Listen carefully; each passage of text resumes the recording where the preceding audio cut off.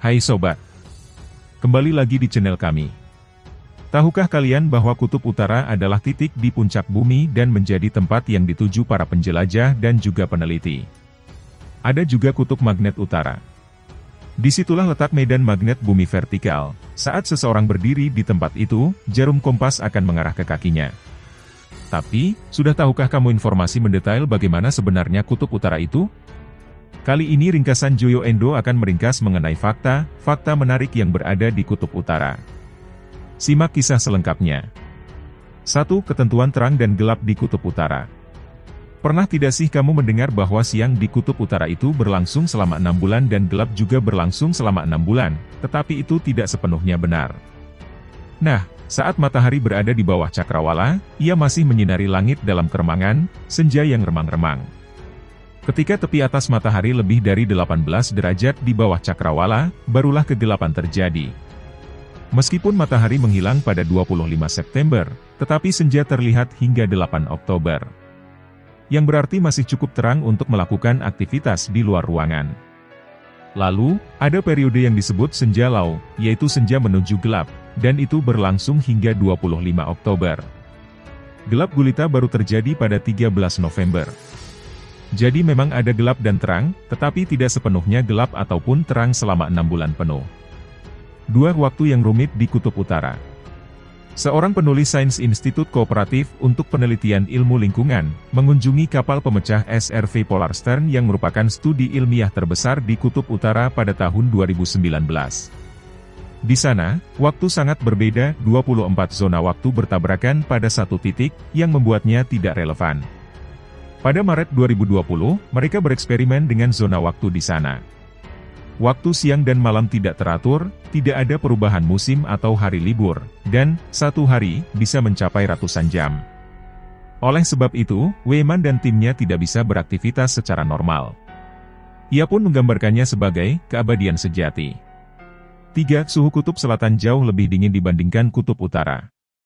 Menurut lembaga oseanografi Woods Hole, rata-rata suhu di kutub selatan adalah 51 derajat Celcius, sedangkan rata-rata di kutub utara, 17 derajat Celcius.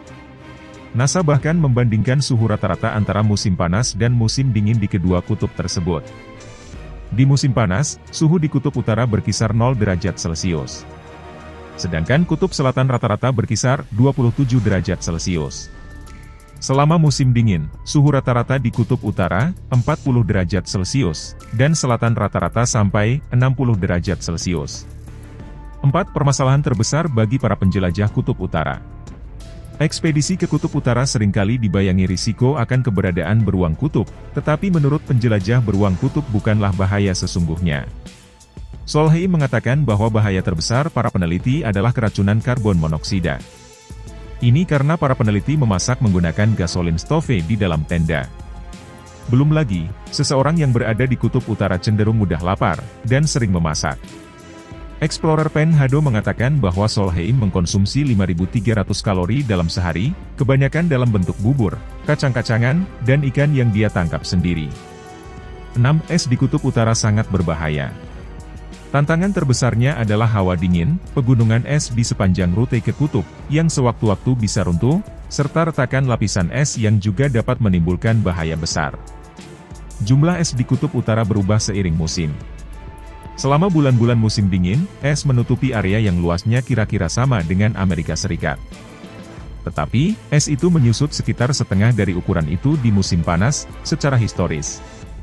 Lapisan es itu relatif tipis, tebalnya hanya antara 3-4 meter, dan lapisan es itu rentan mengalami keretakan besar yang membahayakan, terutama di bulan-bulan musim panas. 7. Jumlah polusi dan limbah yang mengejutkan di kutub utara. Seorang peneliti dari Institut Kutub Norwegia. Dia mengebor es setinggi 3 kaki dan menguji air di bawahnya untuk mengetahui seberapa tercemarnya air itu oleh bahan sintetis, terutama plastik. Hasilnya, daerah tertentu di kutub utara, antara Greenland dan Kepulauan Svalbard di Norwegia, memiliki konsentrasi mikroplastik yang sebanding dengan pencemaran yang terjadi di beberapa garis pantai perkotaan. Perairan permukaan Arktik mulai dari Greenland hingga Kutub Utara memiliki konsentrasi plastik tertinggi di antara saluran air manapun di dunia. Menurut para peneliti, plastik terkumpul di arus utara yang mendingin saat sampah itu menuju ke utara. Airnya tenggelam, tetapi plastiknya terus mengapung, yang pada akhirnya akan termakan oleh banyak hewan. Akibatnya, banyak spesies yang terancam oleh sampah plastik. Nah, kalian sudah tahu kan sobat bagaimana kisahnya? Masih banyak lagi fakta menarik yang terdapat di Kutub Utara. Untuk kisah menarik lainnya, simak hanya di ringkasan Joyo Endo.